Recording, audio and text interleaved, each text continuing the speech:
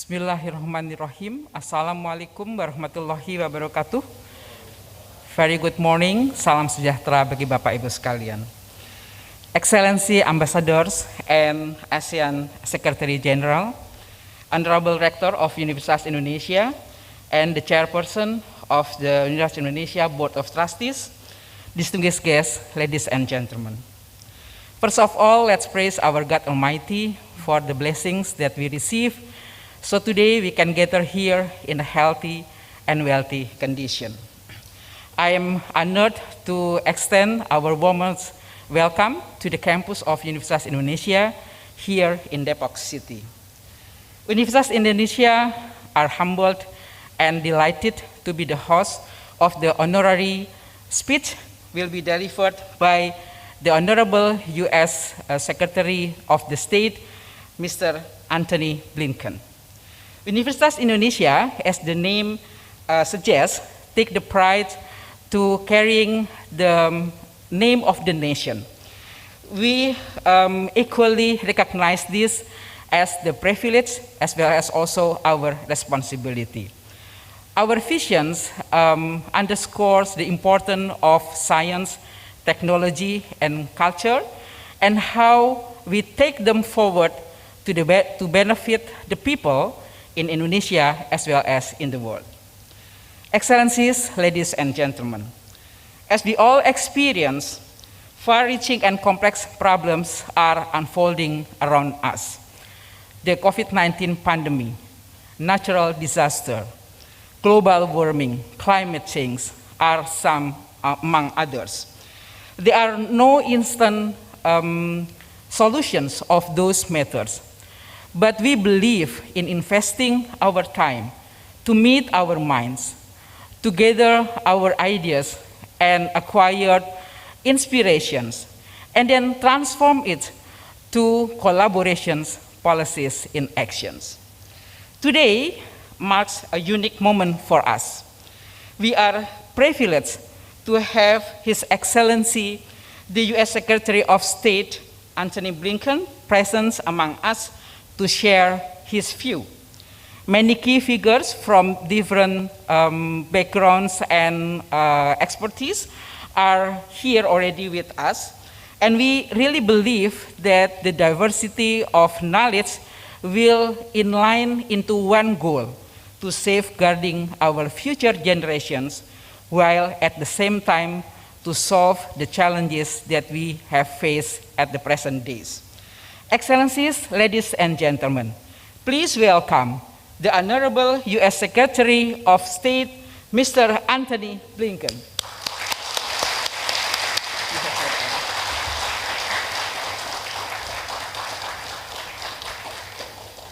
Well, good morning, everyone.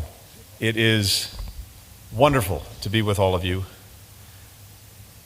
And Dr. Kusumayati, thank you so much for the generous introduction, but more than that, thank you for decades of service, working to improve public health, to educate the next generation of doctors and nurses, including as the first woman to serve as the university's Dean of the School of Public Health.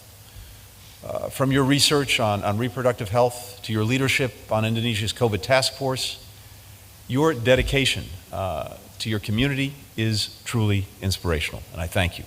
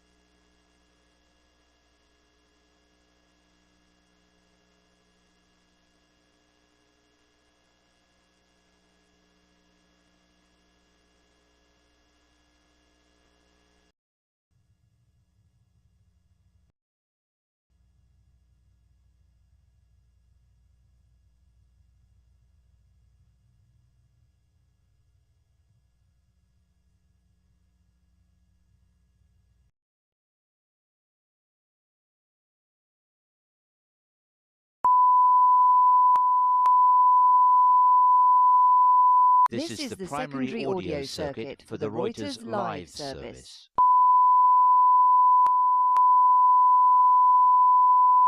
This is the primary audio circuit for the Reuters live service.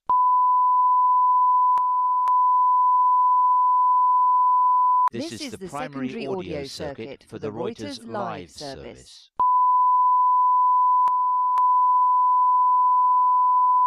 This is the primary audio circuit for the Reuters live service.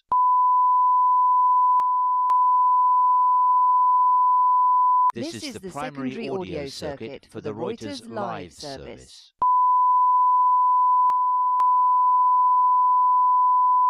This is the primary audio circuit for the Reuters live service.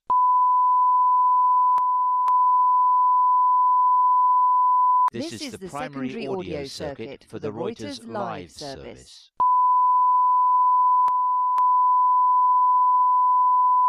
This is the primary audio circuit for the Reuters live service.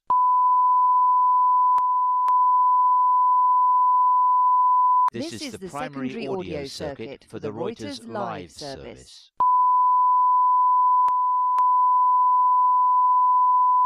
This is the primary audio circuit for the Reuters live service.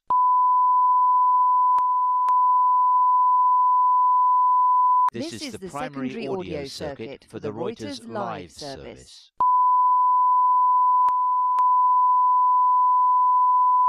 This is the primary audio circuit for the Reuters live service.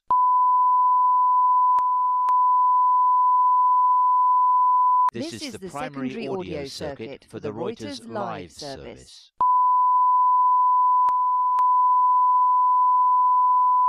This is the primary audio circuit for the Reuters live service.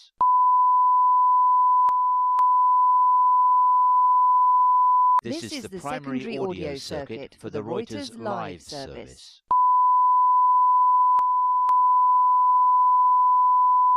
This is the primary audio circuit for the Reuters live service.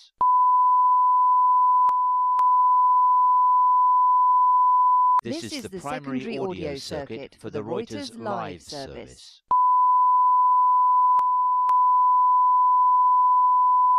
This is the primary audio circuit for the Reuters live service.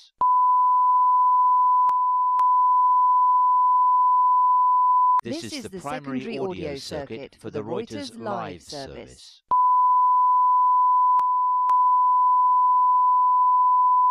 This is the primary audio circuit for the Reuters live service.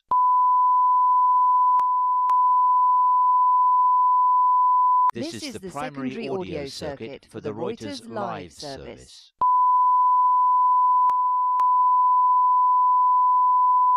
This is the primary audio circuit for the Reuters live service.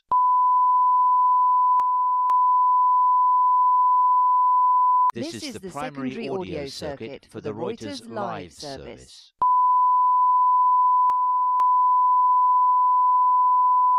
This is the primary audio circuit for the Reuters live service.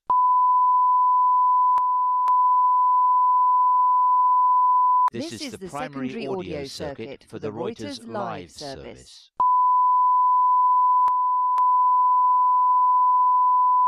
This is the primary audio circuit for the Reuters live service. This is the primary audio circuit for the Reuters live service.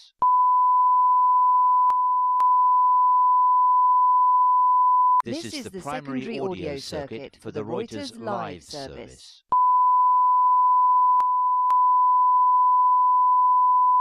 This is the primary audio circuit for the Reuters live service.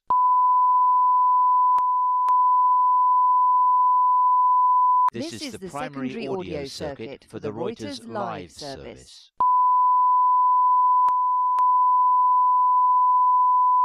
This is the primary audio circuit for the Reuters live service.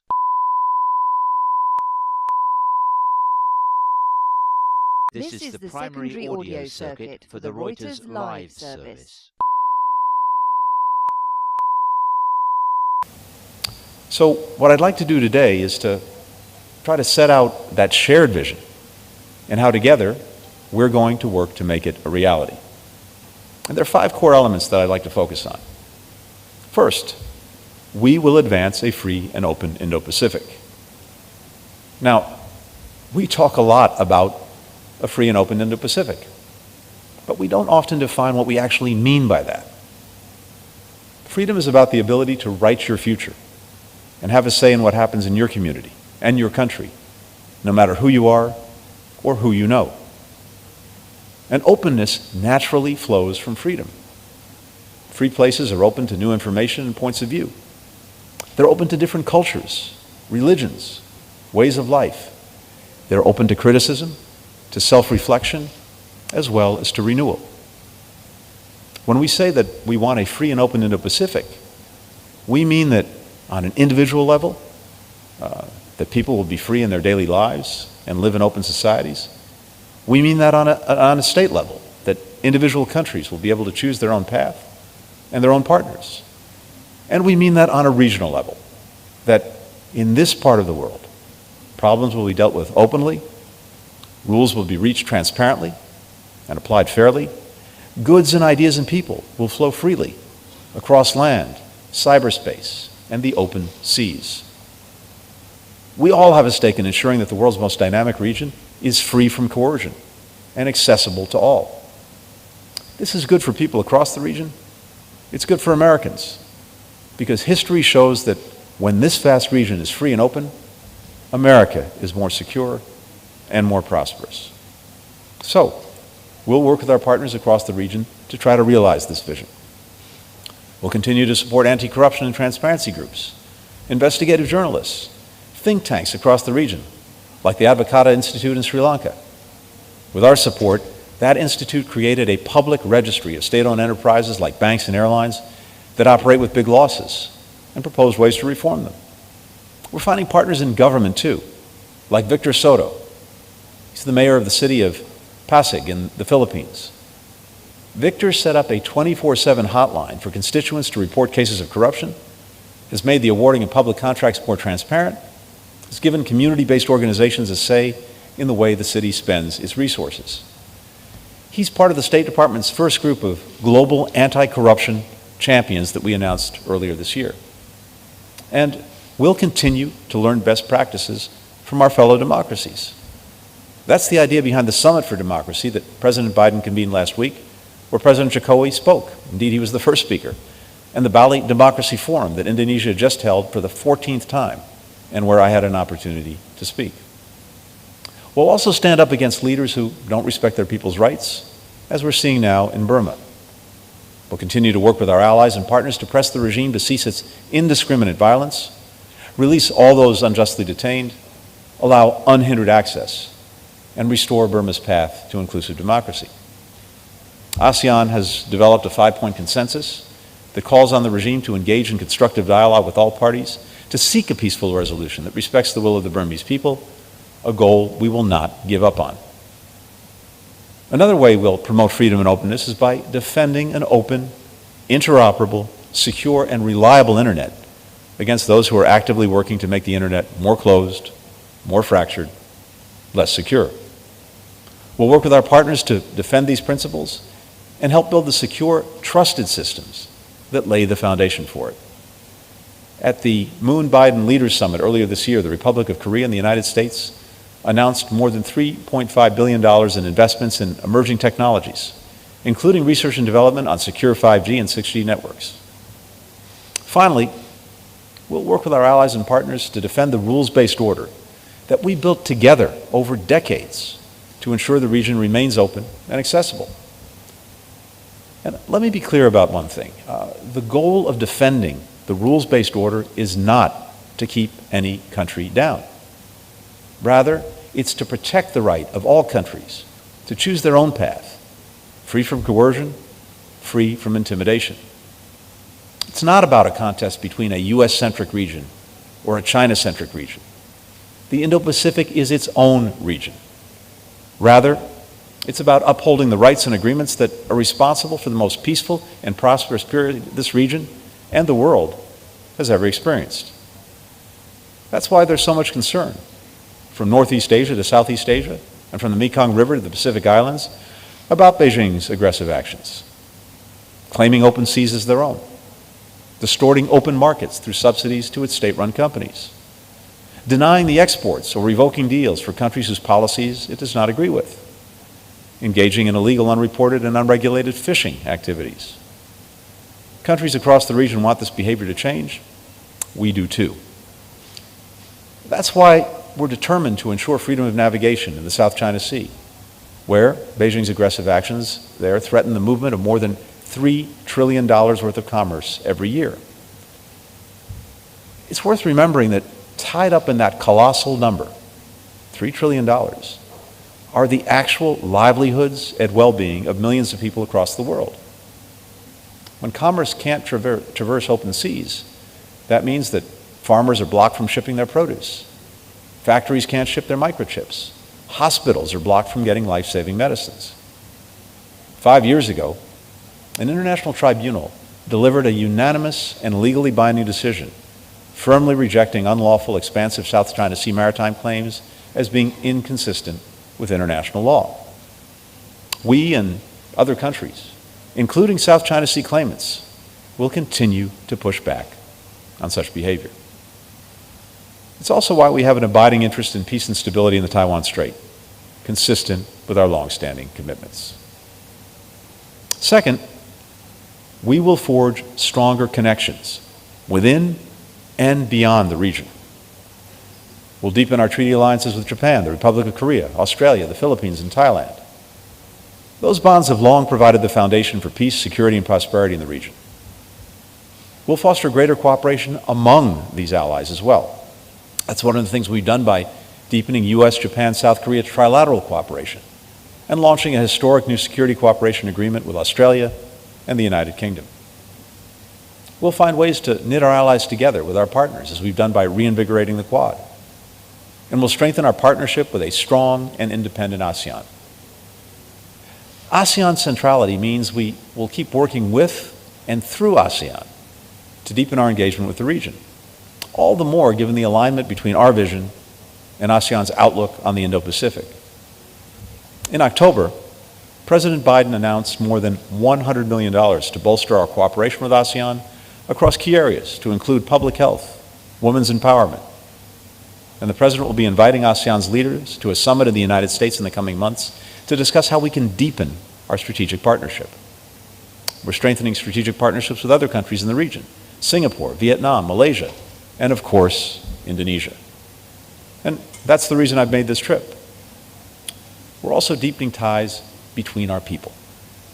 Waisili, the signature program to empower the rising generation of leaders in Southeast Asia, has more than 150,000 members and counting.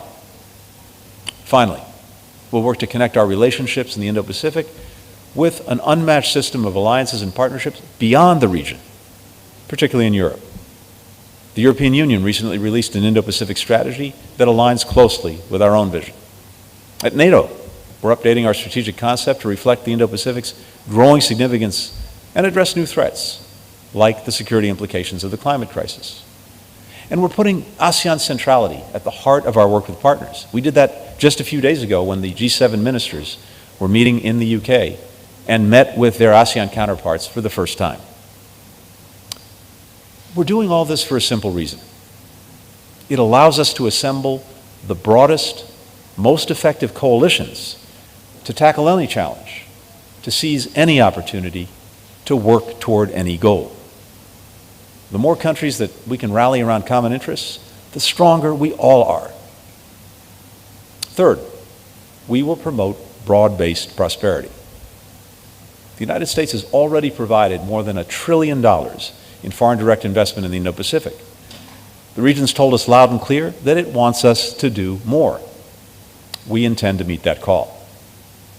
At President Biden's direction, we're developing a comprehensive Indo-Pacific economic framework to pursue our shared objectives, including around trade and the digital economy, technology, resilient supply chains, decarbonization and clean energy, infrastructure, worker standards, and other areas of shared interest.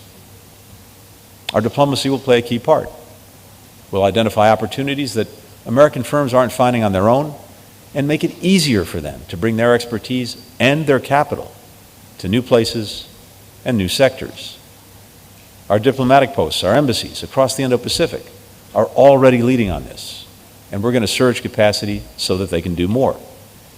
More than 2,300 business and government leaders from the region joined me for this year's Indo-Pacific Business Forum, which we co-hosted with India, and where we announced nearly $7 billion in new private sector projects. We'll work with our partners to shape the rules of the growing digital economy on key issues like data privacy and security, but in a way that reflects our values and unlocks opportunities for our people. Because if we don't shape them, others will. And there's a good chance they'll do it in a way that doesn't advance our shared interests or our shared values. At APEC in November, President Biden set out a clear vision for how we can build a common way forward in the region. On digital technologies, he talked about the need for an open, interoperable, reliable, and secure internet, and our strong interest in investing in cybersecurity and developing digital economy standards that will position all of our economies to compete in the future. And when U.S. Trade Representative Tai and I co-led our delegation to the APEC Ministerial in November, we focused on the need to ensure that technology serves a free and open Indo-Pacific. We'll also promote fair and resilient trade. That's the story of the ASEAN Single Window, a project the United States supported to create a single automated system for clearing customs across the region. It helps streamline trade by making it more transparent and secure, lowering costs for business and prices for consumers. And you know, the move from paper to digital customs has made it possible to keep cross-border trade moving even during the lockdowns. During the first year of the pandemic, the countries that were most active on the platform saw their trade activity rise by 20%, when most other cross-border trade was actually falling. And at the U.S.-ASEAN Summit in October, President Biden committed additional U.S. support to the single window. We'll work with partners to make our supply chains more secure and more resilient. I think we've all seen through the pandemic just how vulnerable they are, how damaging disruptions can be, including shortages of masks and microchips and pile-ups at ports. We've been leading efforts to bring the international community together to try to resolve bottlenecks and build greater resiliency against future shocks. President Biden convened a leaders' summit on supply chain resilience. Vice President Harris made it a core focus of her meetings during her visit to the region. Commerce Secretary Raimondo has tackled the issue with Australia, New Zealand, Singapore, and Malaysia on her recent travel. And U.S. Trade Representative Tai launched the Interagency Supply Chain Trade Task Force and raised the issue in her travel to Japan, the Republic of Korea, and India. In the new year, the Commerce Secretary, Gina Raimondo, and I will team up to convene government and private sector leaders from around the world to tackle these issues at a global supply chain forum. As the hub of so much of the globe's production and commerce, this region, the Indo-Pacific, will be core to these efforts. Finally, we'll help close the gap on infrastructure. There is, in this region, as well as around the world, a large gap when it comes to infrastructure needs and what's currently being provided. Ports, roads, power grids, broadband, all are building blocks for global trade, for commerce, for connectivity, for opportunity, for prosperity. And they're essential to the Indo-Pacific's inclusive growth. But we're hearing increasing concerns from government officials, industry, labor, communities in the Indo-Pacific about what happens when infrastructure isn't done right, like when it's awarded through opaque, corrupt processes, or built by overseas companies that import their own labor, extract resources, pollute the environment, and drive communities into debt. Countries in the Indo-Pacific want a better kind of infrastructure. But many feel it's too expensive, or they feel pressured to take bad deals on terms set by others rather than no deals at all. So, we will work with countries in the region to deliver the high quality, high standards infrastructure that people deserve. In fact, we're already doing that. Just this week, together with Australia and Japan, we announced a partnership with the Federated States of Micronesia, with Kiribati and Nauru, to build a new undersea cable to improve internet connectivity to these Pacific nations. And since 2015, the members of the Quad have provided more than $48 billion in government-backed financing for infrastructure for the region. This represents thousands of projects across more than 30 countries, from rural development to renewable energy, that benefits millions of people. The Quad recently launched an infrastructure coordination group to catalyze even more investment. And it's looking to partner with Southeast Asia on infrastructure and many other shared priorities. The United States will do more than that. Build Back Better World, which we launched with our G7 partners in June, is committed to mobilizing hundreds of billions of dollars in transparent, sustainable financing over the coming years. And together with Australia and Japan, we launched the Blue Dot Network to start certifying high-quality infrastructure projects that meet the benchmarks developed by the G20, the OECD, and others, and to attract additional investors. Fourth, we will help build a more resilient Indo-Pacific. The COVID-19 pandemic and the climate crisis have underscored the urgency of that task.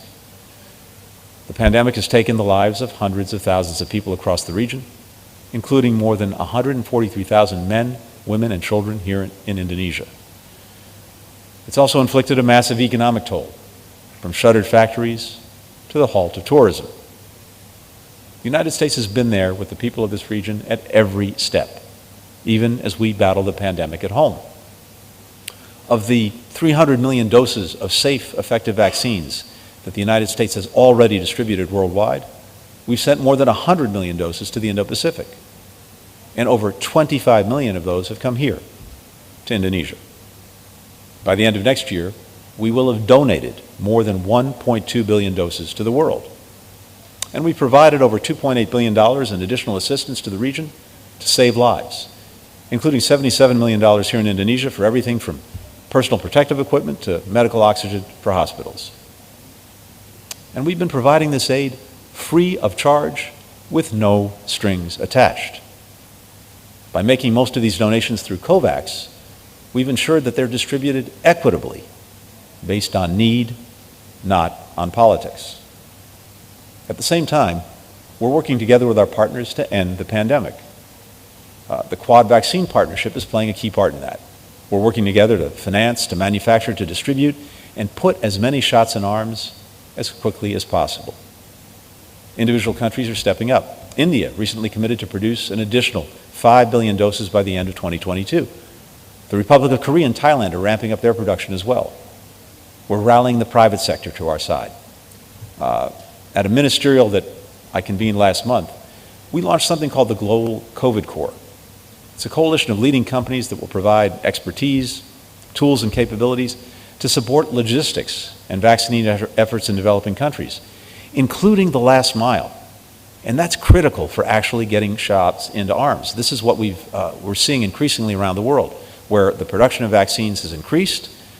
They're getting out there, but then they are not getting into arms because of the last mile difficulties, the logistics that need to be solved. And that's exactly what we're focusing on. At the same time, as we fight the virus, we're building the health systems back better in the Indo-Pacific, around the world, to prevent, detect, and respond to the next pandemic. And the thing is, we actually know how to do this. The United States has been working with partners to strengthen health systems in the region for decades. In ASEAN alone, we've invested more than $3.5 billion in public health over the past 20 years. And we have a lot to show for it, both in significant improvements to public health and also in deep relationships that we built on the ground. As part of our support for ASEAN, President Biden recently announced that we'll provide $40 million for the U.S.-ASEAN Health Futures Initiative. And that's going to accelerate joint research, strengthen health systems, train a rising generation of health professionals. We're also supporting the development of an ASEAN public health emergency coordination system. That's going to help countries in the region coordinate their response to future health emergencies. And the first Southeast Asian regional office of the U.S. Centers for Disease Control and Prevention, which we opened in Hanoi this summer, is already supporting these efforts on the ground. The climate crisis, of course, is another global challenge that we have to tackle together. People across the Indo-Pacific are already feeling its catastrophic impact. 70% of the world's natural disasters strike in this region, and over 90 million people in the region were affected by climate-related disasters in 2019. The following year, On our own Pacific coast, California endured 5 of the 6 biggest wildfires in its history. Now, many of the biggest emitters in the region have recognized the need to act urgently, as we saw in the ambitious pledges that they set out at COP26. In Glasgow, 15 Indo-Pacific countries, including Indonesia, signed the Global Methane Pledge to cut emissions by 30% over the next decade. If all the biggest emitters join us, that would do more to reduce warming than taking every ship out of the seas and every plane out of the skies. But you know, it would be a mistake to think about climate only through the prism of threats. Here's why. Every country on the planet has to reduce emissions and prepare for the unavoidable impacts of climate change. And that necessary transformation to new technologies and new industries also offers a once-in-a-generation opportunity to create new, good-paying jobs. We believe that opportunity runs through the Indo-Pacific, and we're already working with our partners to seize it. In the last 5 years alone, the United States has mobilized more than $7 billion in renewable energy investments in the region. As we step up our efforts, we're bringing to bear the unique constellation of partnerships that we built up. Multilateral organizations and advocacy groups, businesses and philanthropies, researchers and technical experts. Consider the Clean Edge initiative that we're launching this month, which will bring together the expertise and innovation of the U.S. government and private sector to help advance clean energy solutions across the region. Consider the more than $20 million that President Biden recently committed to a U.S.-ASEAN Climate Futures Initiative, or the $500 million in financing announced just last week by the U.S. International Development Finance Corporation to help build a solar manufacturing facility in Tamil Nadu, India. The factory, being built by the American company First Solar, will have an annual capacity of 3.3 gigawatts. That's enough to power more than 2 million homes. Building and operating this facility will create thousands of jobs in India, the majority for women, and hundreds more jobs in the United States. And that's just one of the ways in which the United States will help India reach its ambitious goal of 500 gigawatts of renewable energy capacity by 2030, and in turn, help the world avoid a climate catastrophe. Now, we recognize that even if the transition to a green economy produces a big increase in jobs, which we're confident it will, not all of those positions will be filled by workers who lost jobs in old industries and old sectors during this transition. So we have an obligation that we are committed to bring everyone along. Fifth and finally, we will bolster Indo-Pacific security. Threats are evolving. Our security approach has to evolve with them. We'll seek closer civilian security cooperation to tackle challenges ranging from violent extremism to illegal fishing to human trafficking.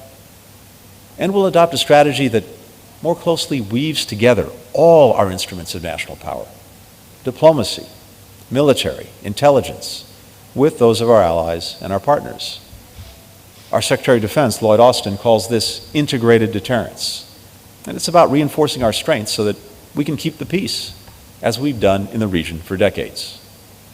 We don't want conflict in the Indo-Pacific. That's why we seek serious and sustained diplomacy with the DPRK, with the ultimate goal of denuclearizing the Korean Peninsula. We'll work with allies and partners to address the threat posed by the DPRK's nuclear and missile programs through a calibrated, practical approach, while also strengthening our extended deterrence.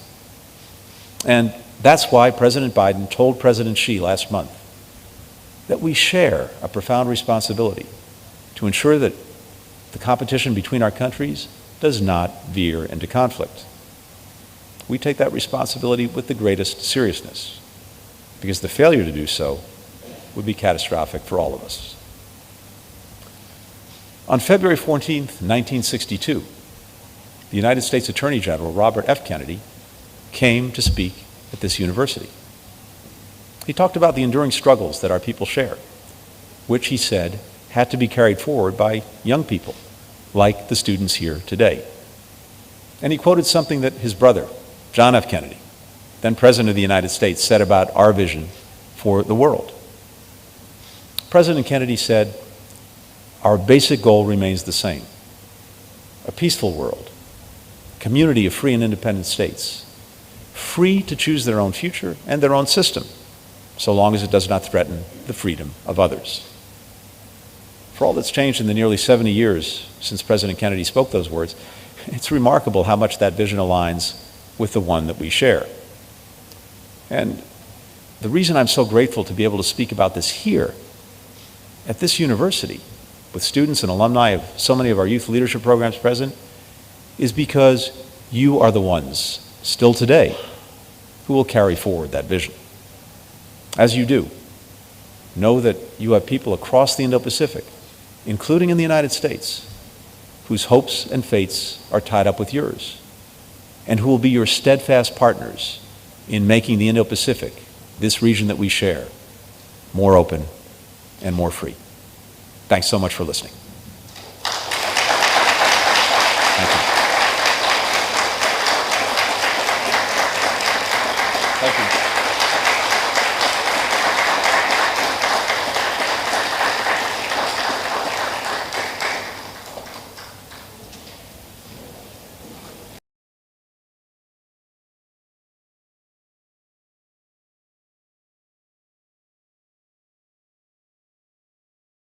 Reuters Live Service. YouTube 中天电视频道在2020年11月17号，本 NCC 宣布不予换照的前一天，仅有134.9万人订阅。1年之后，到了2021年11月底，中天电视已经超过269万订阅，增加134万个订阅数，弯道超车各台，成为台湾新闻与政治类频道订阅数最大的新闻 YouTuber。YouTube 中天新闻频道在2020年11月17号被 NCC 宣布不予换照前一天，也只有50万个订阅。中天新闻转型1年，到2021年11月底，订阅数则超过了154万，增加104万个订阅，成长超过3倍。目前的订阅数排名抢进到第6名，仍旧持续加速成长当中。转型到网络后的中天，仍专注做好新闻内容，获得广大网友肯定。有中天，有真相，重大事件看中天。